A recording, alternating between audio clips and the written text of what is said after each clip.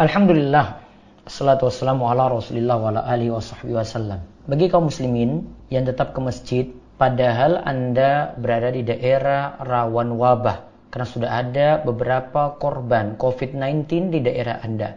Coba perhatikan sejarah masa silam yang pernah nyata terjadi sebagaimana berikut ini.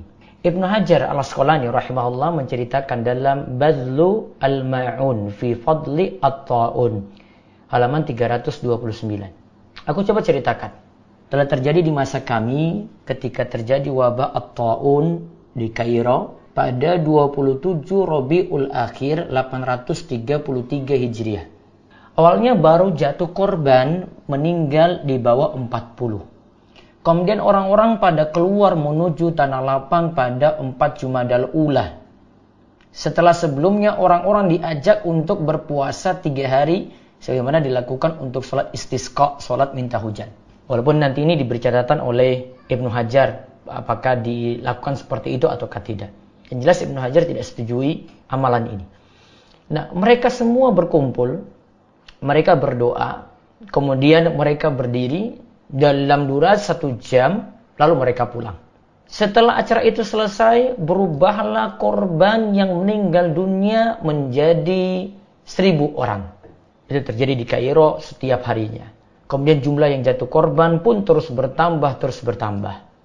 Nah, sebelumnya Ibnu Hajar al-Asqalani rahimahullah mengatakan ya, di kitab yang sama ini ya. Adapun kumpul-kumpul untuk mengatasi wabah sebagaimana dilakukan, maka seperti itu termasuk bid'ah. Hal ini pernah terjadi saat wabah at-Ta'un yang begitu dahsyat pada tahun 749 Hijriah di Damaskus. Aku membacanya dalam Juz al-Munbiji. Setelah ia mengingkari pada orang yang mengumpulkan khalayak ramai di suatu tempat. Di situ mereka berdoa. Mereka berteriak keras. Ini terjadi pada tahun 764 Hijriah. Ketika itu juga tersebar wabah at-Ta'un di Damaskus. Ada yang menyebutkan bahwa hal itu terjadi pada tahun 749 Hijriah. Di mana orang-orang keluar ke tanah lapang. Masa jumlah banyak ketika itu keluar di negeri tersebut. Lantas mereka beristighatsah.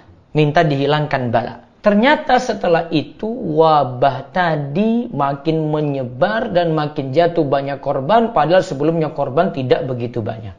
Nah, sekarang pelajaran pentingnya apa? 1. Segala sesuatu harus berdasarkan ilmu. Kita beribadah bukan berdasarkan semangat semata. 2. Kadang maslahat kemanusiaan lebih dahulukan dari maslahat keagamaan. 3. Harusnya yang ditimbang-timbang dalam ibadah adalah kaidah dar'ul mafasidi muqaddamun ala jalbil masalihi. Menolak mafsadah didahulukan daripada mencari kemaslahatan. Semoga jadi pertimbangan. Kami yakin Allah akan berikan pintu hidayah pada kaum muslimin sekalian. Silakan menyebarkan ilmu ini pada kaum muslimin lainnya. Allah yubarik fiik.